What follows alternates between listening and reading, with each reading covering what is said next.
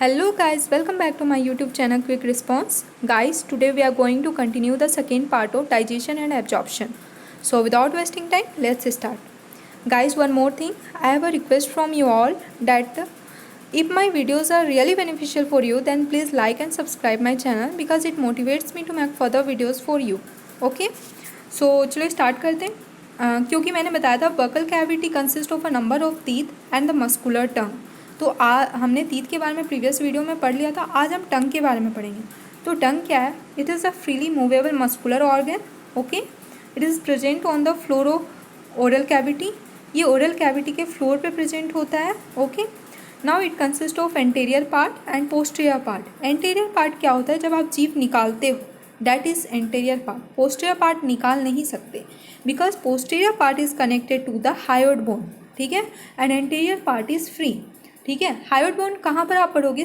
Locomotion and movement chapter में आप पढ़ोगे स्केलेटल सिस्टम में.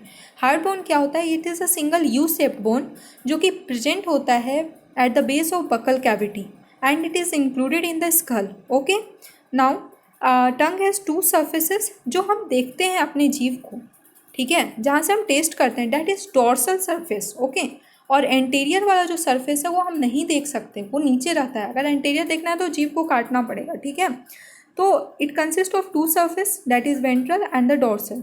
Ventral surface is connected to the floor of buccal cavity by a flexible membrane that is frenulum linguae. तो क्या होता है कि जो हमारा ये है टंग है और ये हमारा ओरल कैविटी है, देखना यहाँ पर कुछ ऐसे लाइन सा रहता है, दैट इज फ्रेनुलम लिंक्यू. उससे क्या होता है कि एंटीरियर पार्ट कनेक्टेड रहता है. ठीक है, अब डोर्सल सरफेस क्या किस चीज़ से कनेक्टेड होता है? डोर्सल सरफेस के ऊपर एक यहाँ पर देखना, जब एंडिंग में भी शेप्ड एक होता है sulcus, that is sulcus terminalis. ठीक है, तो डोर्सल सरफेस के जगह क्या होता है? Divided as two unequal part. ठीक है, सो डोर्सल सरफेस के एंड पे पोस्टीरियर पार्ट में क्या होता है? टू अनइक्वल पार्ट्स में डिवाइडेड होती है बी शेप्ड की सल्कस जो कि सल्कस टर्मिनलिस है. ठीक है, अब देखो पैपिला. अब हम कोई चीज़ को टेस्ट करते हैं ना, किसी चीज़ को, तो वो पैपिला के थ्रू करते हैं क्योंकि यहीं पर जो टेस्ट बड है यहीं प्रेजेंट होती है. तो पैपिला क्या है? सिर्फ एक लाइन में दे दिया एनसीईआरटी में. जब भी कोई चीज़ एनसीईआरटी में एक लाइन में दे तो उसे थोड़ा सा जान लिया करो क्योंकि क्वेश्चन वहीं से, जो एक्स्ट्रा क्वेश्चन आता है वहीं से आता है. ठीक है, पैपिला. तो upper surface of the tongue has a small projection that is called papilla. ठीक है, एनसीईआरटी का लाइन है ये कि upper surface of the tongue में स्मॉल प्रोजेक्शन होती है, उसको पैपिला कहते हैं. यहाँ पर क्या होता है? गस्टेटरी और टेस्ट रिसेप्टर्स आर प्रेजेंट होता है in the form of taste buds. ठीक है, इट इज़ ऑफ 4 टाइप्स और 3 जो है वो फंक्शनल है हमारे में, मतलब ह्यूमन में. 1, 2 एंड 3 ये जो है ये हम में नहीं होता है, लेकिन क्योंकि हम मैमल का पढ़ रहे हैं तो इसलिए इसे भी पढ़ते हैं, बट ये ह्यूमन में नहीं होता है. ओके, तो फर्स्ट है fungiform which is pink in colour, small spherical and it is present in entire surface but mostly present at anterior part. ठीक है, इसमें टेस्ट बर्ड्स प्रेजेंट होता है. देखो क्योंकि ये पिंक है, इसे लर्न करने का ट्रिक है. PIN में देखो एन आता है 3rd नंबर में और फंगी में भी एन आ रहा है 3rd नंबर में, तो इससे पता चलेगा it is pink in colour. और स्मॉल कैसे? क्योंकि ये फर्स्ट में मैंने लिखा है, मतलब स्टार्टिंग से देखो तो ये सबसे ये छोटा है, मतलब स्मॉल. ठीक है, लेकिन स्मॉलेस्ट होता है फिलीफॉर्म. ठीक है, सबसे छोटा फिलीफॉर्म होता है, उसके बाद फंगीफॉर्म होता है. तो देखना उसको लर्न करने के लिए स्मॉल, उसके बाद smallest and this is largest. इसको देखो FI और FU. आई पहले आता है ना अल्फ़ाबेट में, तो इसलिए याद रखना कि सबसे पहले ये आता है, सबसे छोटा ये है, उसके बाद ये है.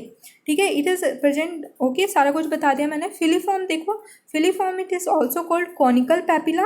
ठीक है, it is thread like white in colour, it is conical in shape, it is present in entire surface. It is also present, देखो फंगीफॉर्म भी इंटायर सरफेस पे प्रेजेंट होता है बट सबसे ज़्यादा इंटीरियर पे होता है. ठीक है, it is also present in entire surface. Now it is most numerous. सबसे ज़्यादा क्या होता है? फिलीफॉर्म होता है. ठीक है, और सबसे छोटा भी फिलीफॉर्म है, इसलिए सबसे ज़्यादा है. सबसे छोटा है तो स्पेस मिल जाता है रहने का. ठीक है, and taste bud is absent. देखो एक ही है जिसमें टेस्ट बर्ड एब्सेंट होता है, दैट इज़ फिलीफॉर्म. इसको देखो याद करने का कैसा ट्रिक है. फिलीफॉर्म वाइट कलर होता है, देखो CON मतलब कलरलेस, CO कलरलेस आ रहा है, मतलब कोई कलर नहीं है भाई, फील करो कलर फील करो, तो मतलब यहाँ पर वाइट है। कॉनिकल तो पता चल जाएगा, कॉनिकल शेप है, यहाँ से कॉनिकल पैपिला इसको कहते हैं इसलिए। And it is present in entire surface, इसलिए क्योंकि छोटा है सबसे, और मैंने स्मॉलेस्ट का आइडिया बता दिया कि आई सबसे पहले आता है अल्फ़ाबेट में, सबसे छोटा है इसलिए सबसे ज़्यादा होगा, क्योंकि जगह मिल जाएगा, कहीं कोना में भी रह सकता है, ठीक है। नाउ इट इज सर्कमवैलेट, जो थर्ड पैपिला है वो सर्कमवैलेट पैपिला है। ये क्या होता है, it is largest in size, it is least in number, सबसे कम होता है सर्कमवैलेट। उसके बाद it is large and spherical in shape, okay. It is present near the sulcus terminalis, मैंने सल्कस टर्मिनलिस अभी बताया क्या होता है। And here taste buds are present, so 1 और 3 में टेस्ट बर्ड प्रेजेंट है। देखो ये लार्जेस्ट है, ये कैसे याद रहेगा, सर्कमवैलेट सबसे बड़ा लिखा हुआ है, इसमें 13 लेटर्स आते हैं, एंड ये सब शायद 9 लेटर्स का है, एंड ये तो सबसे छोटा लेटर है, ठीक है। तो ये बड़ा हो गया, सबसे लार्जेस्ट है। एंड स्पेरिकल इसलिए क्योंकि सर्कमफेरेंस, सर्कल मतलब इट इज़ स्पेरिकल, ठीक है। एंड सर्कमवैलेट क्योंकि FF सबसे अलग है, तो ये इसलिए सबसे लास्ट में इसको रख दिया गया। FF दोनों हो गया, ये फ्रेंड हो गया दोनों, और ये सबसे अलग हो गया अपने क्लास का, तो वो क्या है, नियर सल्कस टर्मिनलिस के पास है, ठीक है। सबसे पहले फंगीफॉर्म, देन फिली, देन सर्कमवैलेट प्रेजेंट होता है। और फोलिएट देखते हैं, फोलिएट क्योंकि हम में प्रेजेंट नहीं होता है, it is only present in rebate, okay. तो ये 4 पैपिला थे। नाउ अभी देख लेते कहाँ कहाँ पर पैपिला, दिस इज फंगीफॉर्म पैपिला, देखो ये जो सर्कल है ये थोड़ा बड़ा है ना, फिलीफॉर्म देखो सबसे छोटा है ये सब, तो इसलिए इसको स्पेस मिल गया रहने का। उसके बाद सर्कमवैलेट, ये सबसे बड़ा है, सर्कल दिख रहा है, and it is list in number, सबसे कम यही है। फिर फंगीफॉर्म, फिर ये, ओके। फिर है फिलीफॉर्म, मतलब सबसे कम सर्कमवैलेट, उसके बाद उससे ज़्यादा फंगीफॉर्म, उसके बाद सबसे ज़्यादा फिलीफॉर्म, ठीक है। नाउ टेस्ट बर्ड्स, अब हमारे टंग में टेस्ट बर्ड्स कहाँ पर प्रेजेंट होते हैं, कौन कौन से टेस्ट बर्ड हैं। देखो हाँ, साइड में जो होता है टंग का वो सौर खट्टे के लिए होता है, ठीक है। एंड जो बेस में होता है वो वीटर के लिए होता है, कड़वा लगने के लिए। एंड जो टीप पे है वो स्वीट के लिए प्रेजेंट होता है। अब इसमें एक चीज़ बच गया, सॉल्टी कहाँ भाई हमें पता चलेगा, तो टीप और साइड मिल के सॉल्टी का टेस्ट देते हैं, ठीक है। चिल्ली जो स्पाइसी खाते हैं उसका कोई टेस्ट बर्ड नहीं होता है, एक्चुअली वो बर्निंग सेंसेशन होती है due to the stimulation of the pain receptor. Pain receptor के स्टिमुलेशन के कारण बर्निंग सेंसेशन होती है, तो इसी तरह लगता है जलने का टाइप, जल रहा है पूरा, लगता है टंग जल रहा है, बहुत लहरता है ना, ओके। नाउ अब आते हैं फेरिंग्स में। फेरिंग्स क्या है, देखो ओरल कैविटी मैंने बता दिया, ओरल कैविटी में 2 चीज़ होता है, टीथ एंड द टंग। अब ओरल कैविटी क्या होता है, उससे आगे जाते हैं, oral cavity leads to the pharynx, ठीक है। तो फेरिंग्स क्या होता है, oral cavity leads into a small short tube that is pharynx, it is short, okay, it is the common passage for food and air।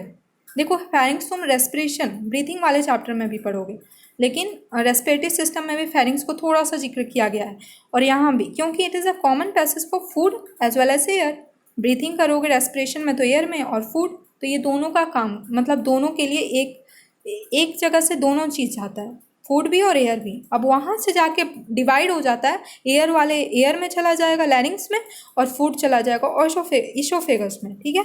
तो oesophagus plus wind pipe, जिसको trachea कहते हैं, ट्रैकिया होगा sorry, THCHREA, ये दोनों मिलकर क्या बनाते हैं, दोनों जाता है फेरिंग्स में। The oesophagus and wind pipe opens into the pharynx, okay.